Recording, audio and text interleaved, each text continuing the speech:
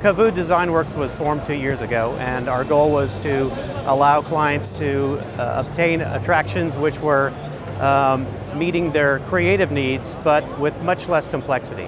The last 2 years has been spectacular for CAVU Designwerks. We've made several sales already. We're looking forward to our first couple of installations, which come out in 2017, so you'll be able to see our products live in 2017. We also have some new products that are going to be coming out in 2018, so we're very excited about that. And we are also very excited to be forming our new sister company, Dreamcraft Attractions. We came to IAAPA 2 years ago, and we looked around the show floor at all the different vendors that were supplying VR and AR attractions, and we realized that everything that was out there was not ready for prime time. So we came back after the show and we made a list of why wasn't it ready. There was issues with hygiene, with operations. When guests were coming into an experience, they were not seeing their entire bodies, so they were like looking through an eyeglass. Also, there was an issue because when you go to a theme park, you want it to be a social event.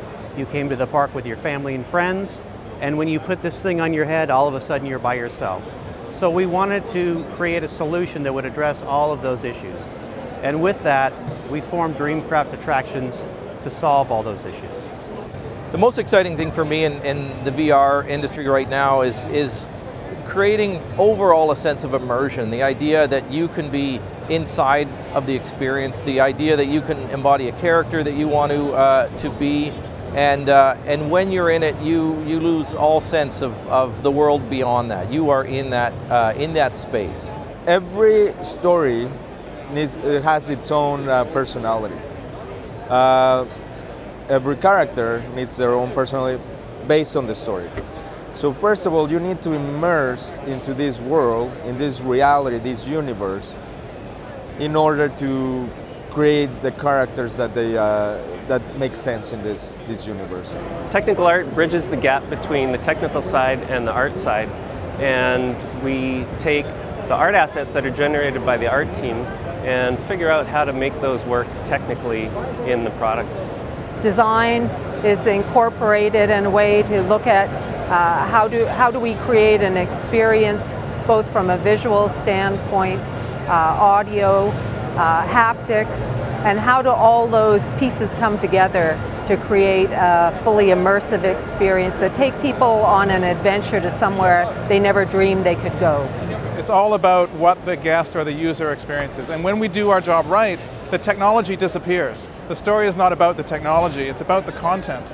And so when guests come off of a ride or out of experience and they talk about the content itself and the story and the characters, that's when we know we've done our job correctly, because the technology has disappeared. There is no limit. We're creating this alternate reality, right? So there is no limit to that. In virtual reality, you can be huge, you can be small, you can be magic, right? You can be anything you want. The main difference between the Dreamcraft experience and other VR experiences out there is a social aspect. This is not an isolated experience. When you go to the theme park, you go with your friends and your family, and you want to see each other enjoy the same experience. So in a Dreamcraft VR system, you see not only yourself in the virtual world, you see your friends and your family, and you can enjoy it together.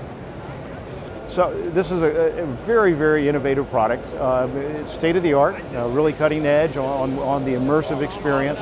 My expertise really comes from the consumer, from the guests that would actually ride on these systems, and what they want and what they're looking for. I've always been part of the industry that is really research driven, and that's how we develop attractions. And I think this will help to do that, because it can be catered to each of the owners' needs. And I look at this from both the owner's standpoint, the operator's standpoint, in developing the new systems that we'll be able to offer. The future of CAVU is great. We see ourselves expanding over the next several years. We've had tremendous response from the different clients all around the world. So we see clients not only in North America, in Asia, in the Middle East, and we've had great response from all of these people. As we continue to go forward, we really are going to look at how do we lead the industry in virtual reality and AR as well, and MR.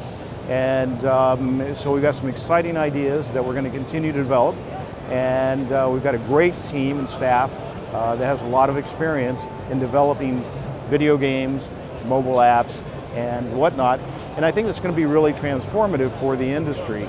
So we're going to do that. We're going to go out and introduce this company and this product around the world. And I think people are going to be very excited about it.